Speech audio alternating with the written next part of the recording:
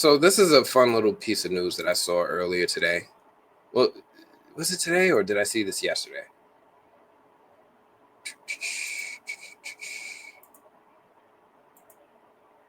So there's a spinoff for the Creed franchise coming to Amazon. It's called Delphi Gym.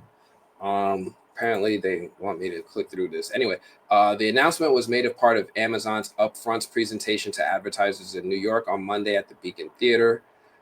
There's a new spin-off live action TV show. Marco Ramirez will serve as showrunner, and executive producers on the series, Creed star Michael B. Jordan, will executive produce, along with Liv Raposo. So this is a thing that is happening. Now, I don't understand what will happen in this show. We know that the gym was operated by Tony Little Duke Evers Jr., the son of Apollo Creed's longtime trainer. Wood Harris portrayed Little Duke in all three of the Creed films, so we're expecting to see Wood Harris reprise his role. But I'm curious exactly what's going to be the focus of the series, and if, of course, everybody wants to know if Michael B. Jordan will make an appearance in the series. So yeah, I do love this kind of information. I'm very much a fan of the Creed franchise. Every one of the Creed movies has been good to me, and I enjoyed all three of them. One of those few boxing trilogies that just really worked for me. I even started to read the little prequel comic I think they released with. I think that the prequel comic they released about Creed's daughter taking on boxing. So that's a little fun fact if you haven't already seen that. That is something that happened. The other thing I did see that I found interesting.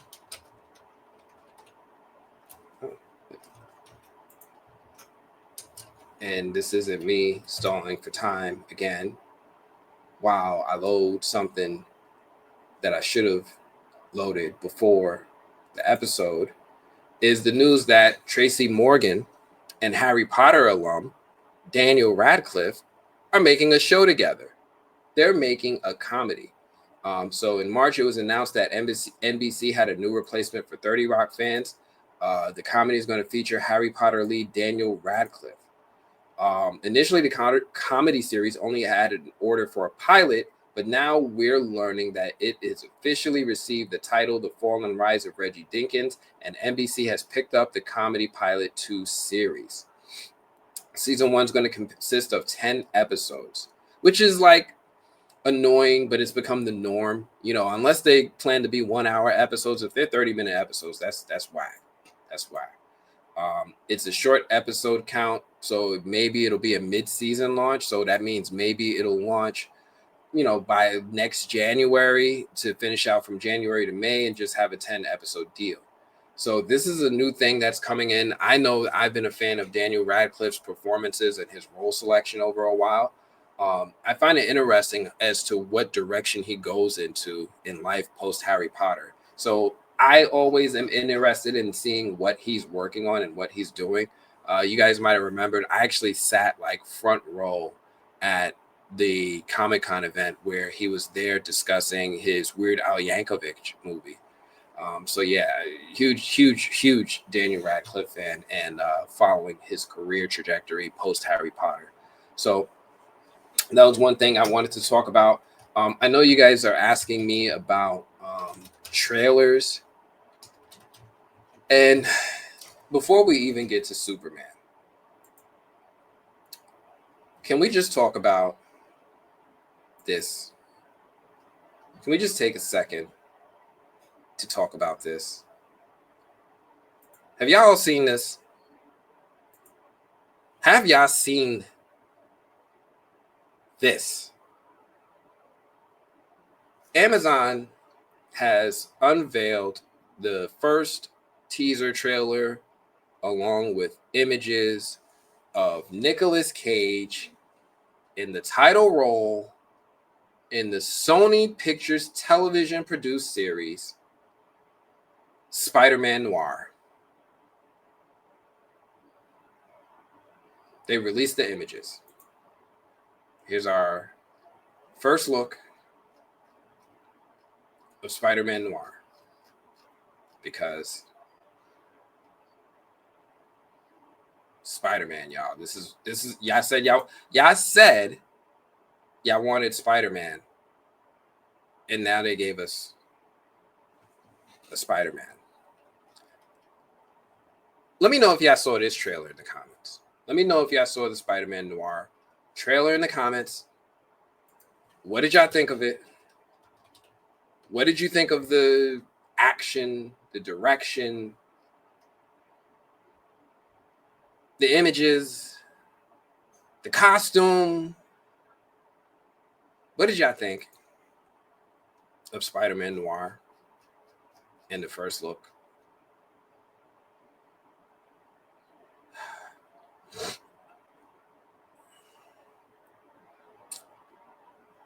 What movie am I going to see next? What movie am I going to see next? This was a busy week. Like, I don't like seeing two movies at the same time. So, I don't know. I got invited to do, you guys might not know this, but I also cover Bollywood films. So I've been getting asked to do more Bollywood coverage. There's a film called Taish that is coming out that they are looking for coverage on. There's this thing going on with Malcolm D. Lee where he has a book coming out about the Best Man series. So I might do that.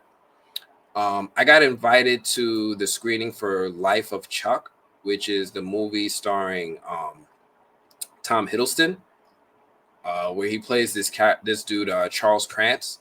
So that one I've been hovering, but let me see, what is my next movie screening? Do I have another screening on the calendar?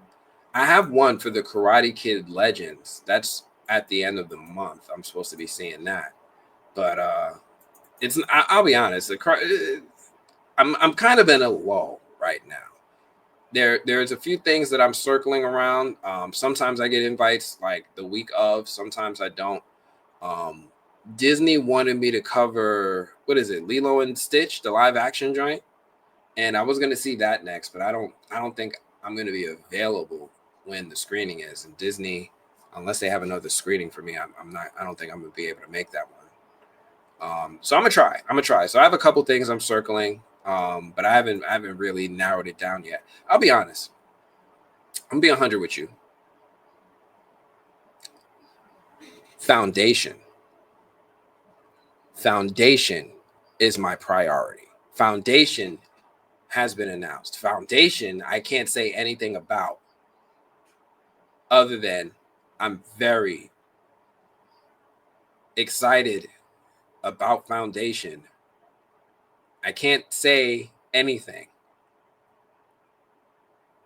but I'm excited about Foundation. Awesome that Cage is playing a Spider-Man character. So, hear me out. Nicolas Cage is a huge comic book fan, humongous comic book fan. And I love that he has this impulsivity to be in the comic book space, playing all sorts of characters. He wanted to play Superman, and he appeared in The Flash. He was Spider-Man Noir. He was Ghost Rider. He just loves comic books and is willing to do these types of movies. I don't know how I feel about a live action Spider-Man Noir. And from what I saw in the trailer, noir doesn't seem like a genre that is where I want to be in indulging in. Like, there's nothing wrong with it, but I don't know if it's just it's for me, right? I don't know if it suits my taste, so to speak. Shout out to anybody who likes noir. I'm not knocking you if you like noir storytelling. I'm just not sure that it's for me. So I'm curious to see how this all pans out. But yeah, I think it's awesome that Cage is championing this stuff as well. So I'm curious to see how it comes out. Have I seen the Superman trailer yet? And what are your thoughts? So, yes, I have. And my initial reaction is I liked it. I liked it a lot. I liked it a lot more than the teaser trailer. I think what I saw gave me a lot of positive sentiment towards the direction of the DCU. I think this introduction has a lot of potential to generate interest in the broader DCU universe. And I think that overall, as far as presenting aspects of the Superman character, I think it did a really good job. I think the interesting thing was when they had that moment. Let me just pull up a at least a Superman image, right? To be on point with this.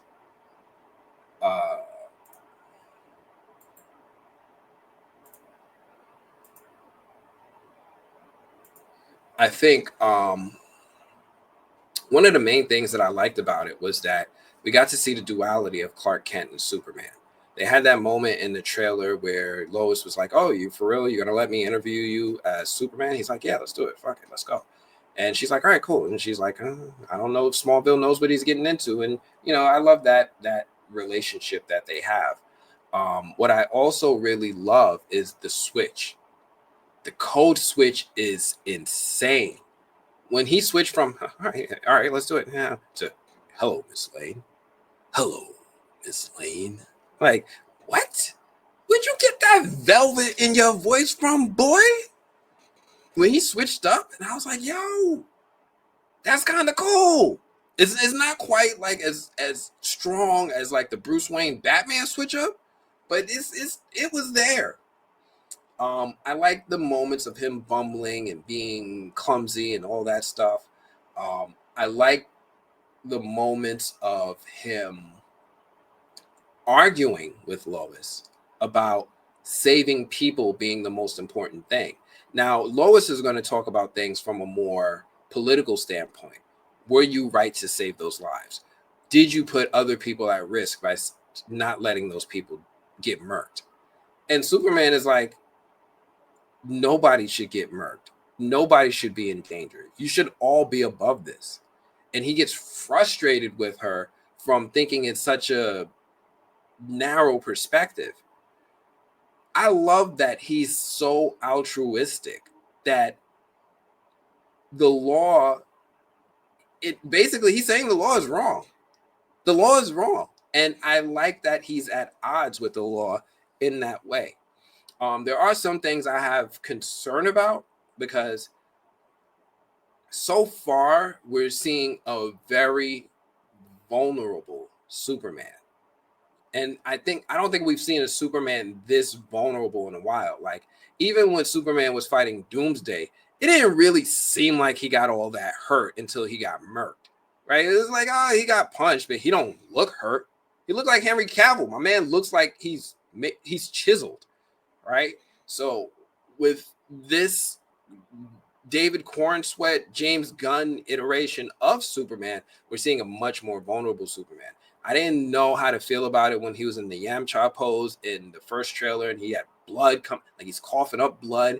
And then we also see him here looking like he got handled again. So I'm on the fence about how I feel about his vulnerability. But everything between him and Lois looks great. Nicholas Hoult at Lex Luthor, I'm trying to let grow on me. I want to see what type of Lex Luthor he gives us. My favorite will always be the animated series. I think that was Clancy Brown. Always my favorite Lex Luthor. Close second, maybe somewhere between the Gene Hackman and the one from Lois and Clark. But yeah, definitely liking a lot of the things. I'm still not thrilled with Guy Gardner. I get it. I'm not in love with it. I'm still concerned about if it's a mirror villain type of setup because I think that I don't like the mirror villain overuse in films. But so far, I will say that I have very positive feelings about this Superman trailer overall. So yeah, that's how I feel about the Superman trailer so far.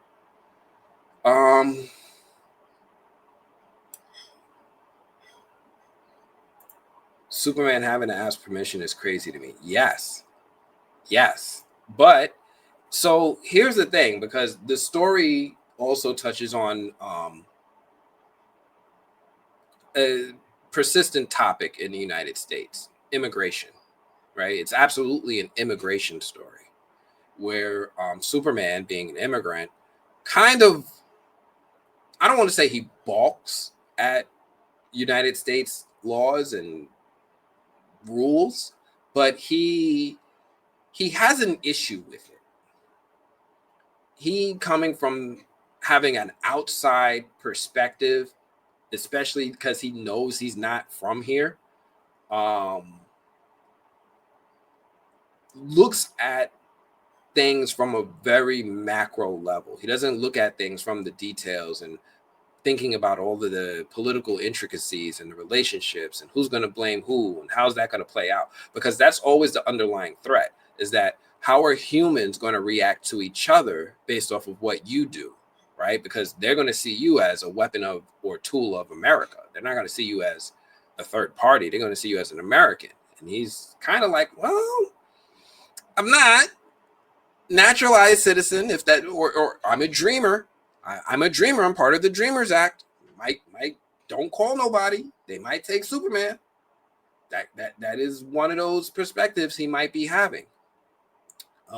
So yeah, I love his perspective of being an outsider and having issue with the rules in America.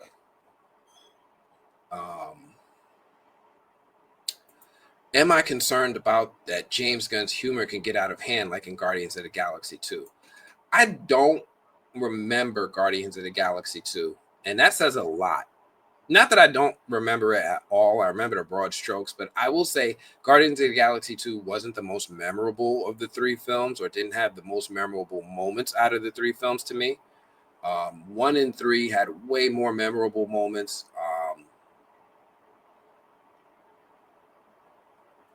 Do I think his humor is going to be an issue? Maybe, because for me, I don't have the same sense of humor that I've seen James Gunn exhibit before. And I don't always have the same taste. I remember there was some old tweets where James Gunn was talking about how like he didn't even like Christopher Nolan's Batman movies. He didn't think they were good movies. And I'm like, man, you just don't have the same taste, bro. It's like Batman Begins isn't that great of a movie. I thought it was pretty great. I thought it was one of the best origin stories of Batman we've ever seen. But to each his own. So I am a little concerned that I won't like the taste, but I do understand that there are people who love James Gunn's humor who's like, I want to see a Guardians of the Galaxy joint where they air guitar and flip their hands and Kevin Bacon and they do all that. Fine. Have your fun. I'm not peeing on your fire. Enjoy yourselves. Everybody's entitled to like the things they like. You don't have to like the same things as me. I don't have to like the same things as you. Enjoy your movie, bro. But it just might not be something that's my taste. That's how I feel about it. The engineer looks amazing. Ultraman, I don't know about. Mr. Terrific is questionable. Hawk Girl, Isabella, she's cooking. Green Lantern, Guy Gardner, Metamorpho, yes.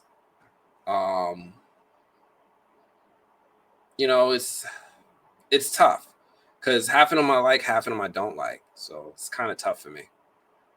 What else? What else did I want to talk about? I had a couple more things. The Superman trip. Oh,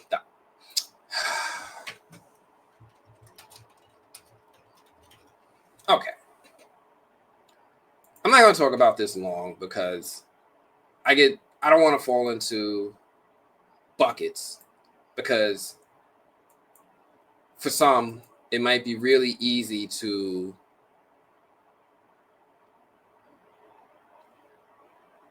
take what I say and use it in a way differently than I intend. So I saw the trailer for Riri Williams' Ironheart. I saw the trailer. Now, for those of you who don't know, Marvel has a new show coming out fairly soon. And it has built up a reputation around it because this show starring Dominique, what's her name? Dominique Thornton? Dominique Williams? No, Dominique, shoot, I should know this. Dominique, who plays Riri Williams. Now I'm going to mess up. Dominique Thorne. I did have it right. Dominique Thorne. I think I said Thornton. Dominique Thorne, who plays Riri Williams. She was introduced in Black Panther Wakanda Forever. And she's got a Disney Plus series coming out as a spinoff from that movie. Now, this series was filmed, I think, in like 2021, maybe 2022. It's been a while. It was filmed. They say that this may be one of those things that was created under the Chapek regime of Disney. Marvel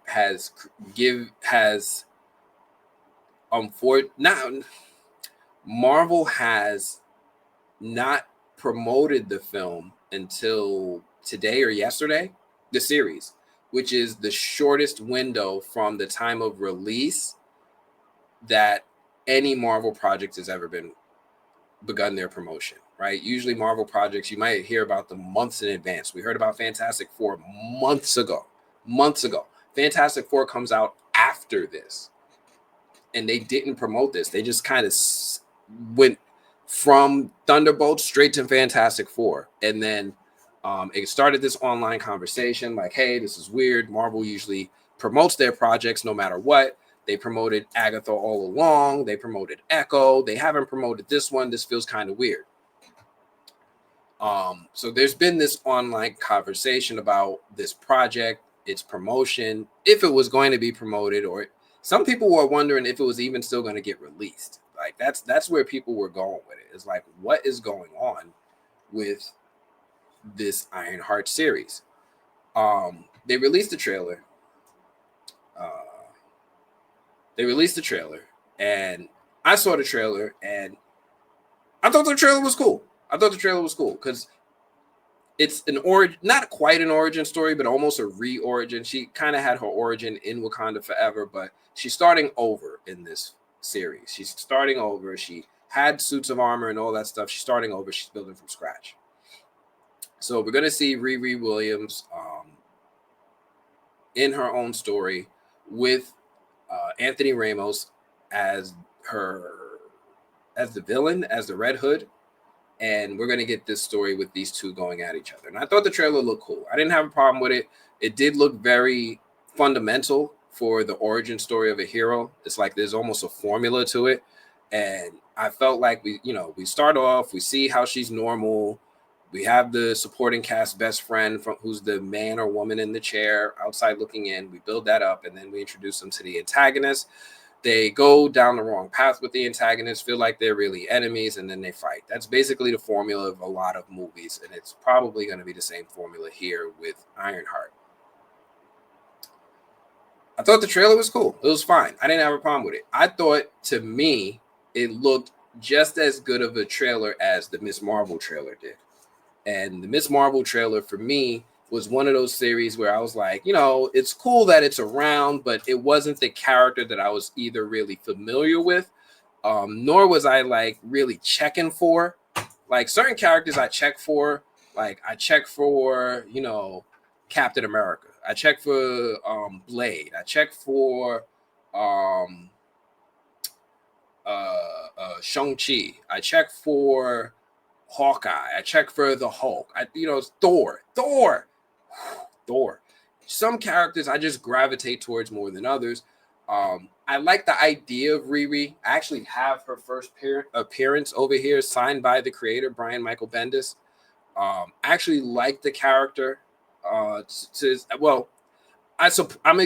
supportive of her character existing. I thought her trailer was cool. She goes back to MIT. They tell her she's not the only genius there. We see that she's going to start trying to figure out how to fund her inventions and ideas because she ain't got no money. She's not Tony Stark. She doesn't just have unlimited resources. So she's got to figure out how to make her ideas a reality differently. And I like her story. One of my favorite things about the comics that really was impactful for me that they carried over in the films is that Riri does this in the comics without any help. Now, because people look at her, they immediately like to associate her and her character with Iron Man. Did Iron Man give her suit of armor, kind of like he gave War Machine his suit of armor? And that's not the case. Riri actually makes her suit on her own. The one thing that she did differently in the comics, and I don't know, maybe they'll translate it for the film, was that she didn't have the AI to support her suit the same way Tony Stark does. You notice in Iron Man films, he has like Friday, he has Jarvis, he has an AI to help him control all of the mechanics and functions of his suit of armor while he's in the field. Riri in the comics just didn't have access to that level of AI. Maybe she's more of an engineer than a coder in that way. I don't know. But she just didn't have access to that AI. In the comics at the time, coincidentally, Tony Stark had fell into a coma or something. And he had a backup plan that in the event that he disappeared, when the Avengers, when his business, anybody needed him, he created an AI that he modeled and looked and voiced after himself. So he had like an AI version of Tony. Riri somehow met this AI version of Tony who agreed to help her pilot her suit of armor in the comics. That's the only relation she has to Tony Stark in the comics. She doesn't really use his technology, more so as his AI volunteers to help her out. And even then, it's not for a long time. Eventually, he goes on to do other Iron Man things, and then she makes her own AI to replace him. But they did have that connection in her origin. I like that they're maintaining that aspect of her. What I haven't liked is the reaction, I guess, that's been happening online. And that's the part that's wild to me, because it's like, I don't bring this stuff up unless it hurts me or unless it hits me. And this is one of those things that kind of hurt and it kind of hit, because people are calling Ironheart woke. And I'm like, what? So, like, I remember what woke was. People are like, yo, ain't no reason Anthony Mackie should be Captain America. Steve Rogers is my Captain America. Why are you race swapping my character? That's woke. All right, so race swapping, taking a character that already existed as one race and swapping them with another, that's woke. And sometimes if you want, legacy characters are considered woke. Fine. All right, if you have a new character, a new person coming out and they're saying they're Captain America, you might have a problem with it. I learned that now. But Riri is an original character. Iron Man isn't the only person in the Marvel comics running around in a suit of armor. There are dozens of them. Dozens of characters rocking suits of armor. This is one of them. This is one of the dozens of characters rocking a suit of armor.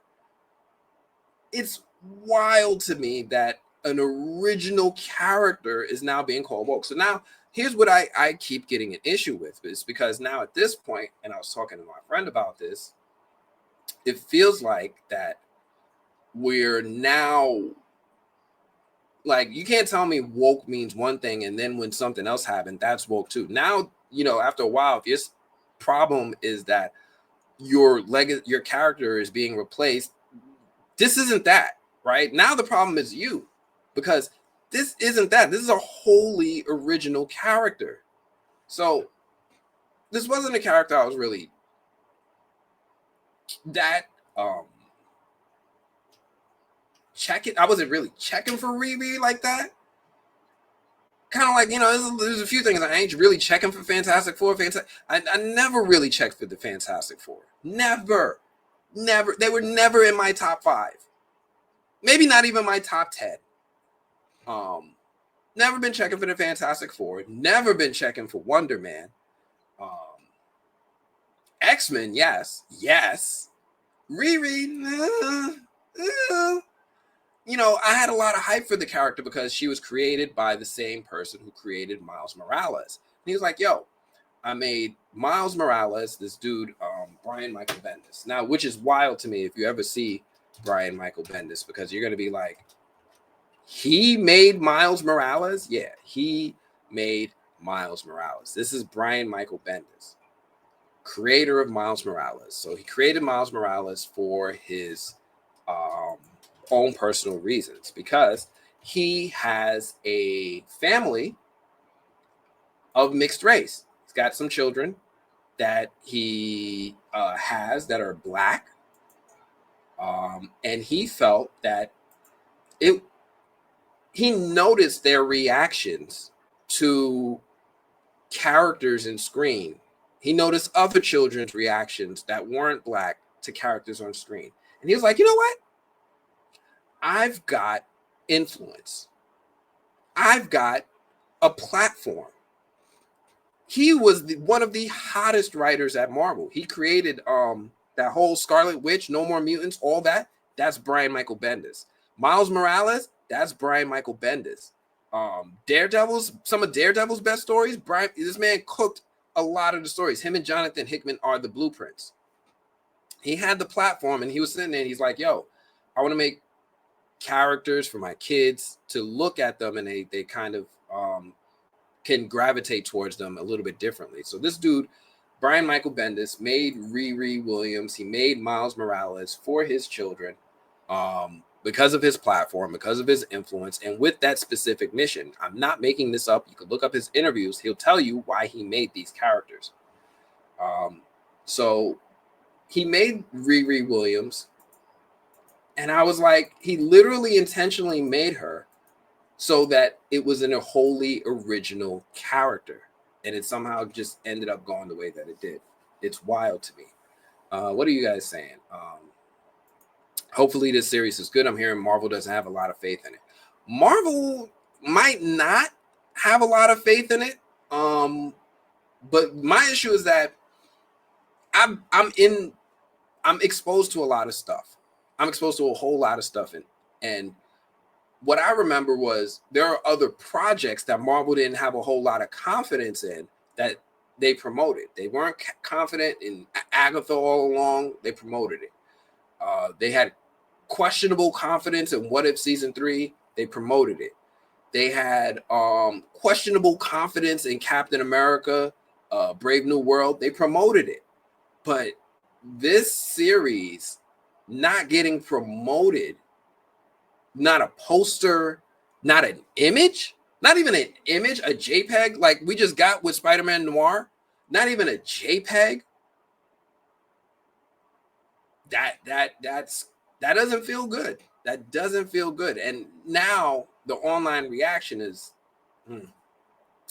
Marquisha says people's reactions to Ironheart is crazy. Yes, they are.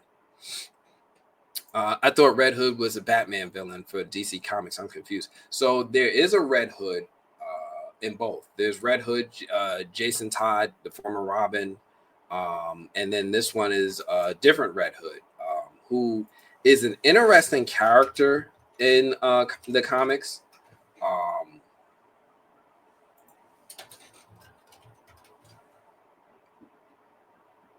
Or is he just Hood? He might just be Hood. I think it's Red Hood, but I am here. Let me show you. I've been curious about this character. I've read about his character. He was a villain, I think, in the New Avengers. What's interesting about him is that he is going to give Riri the antagonist that I think Tony Stark deserved. He has access to magical powers in the comics, and I'm curious if they carry that over into the show. I always felt like I wanted to see Tony Stark take on a magical foe like the Mandarin. The Mandarin, his classic villain, I was like, that is his Red Skull to Captain America. The Mandarin, the 10 rings, the magic, all that stuff. I really was like, yo, I want to see this technology clash with magic in the way that I've grown to appreciate in the comics. I think Riri is going to have that bout. but I feel like it's going to be a displaced face-off, similar to the face-off between Shuri and Namor in Black Panther: Wakanda Forever. I didn't want to see Shuri fight Namor. I wanted to see T'Challa fight Namor.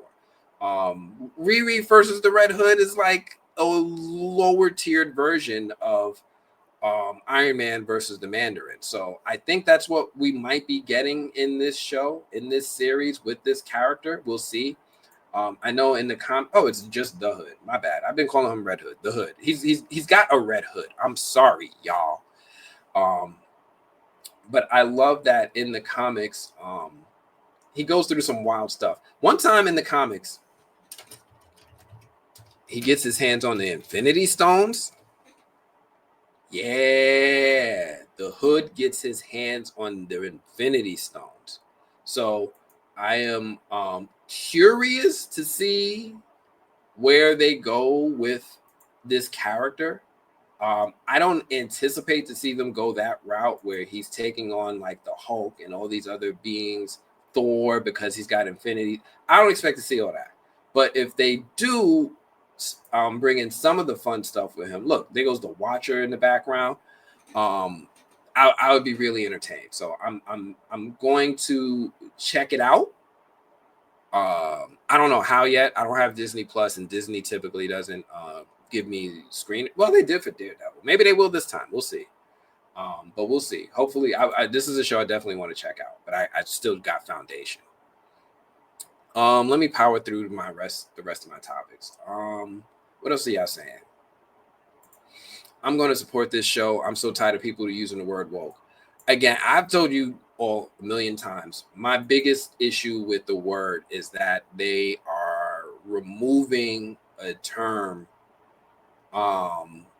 definition and giving it a new definition, because it used to be a term of endearment and support. It used to be a positive thing to say amongst people to stay aware of social injustices. And instead, being aware of social injustice, if you're the victim of social injustice, it feels like they don't really want people to be aware or talk about it or anything like that. It's just supposed to happen, and that's the end of it. Stop complaining. But yeah, that's how I be feeling sometimes. For real. That's how I feel sometimes. But yeah, that's the Hood, y'all. That's the Hood.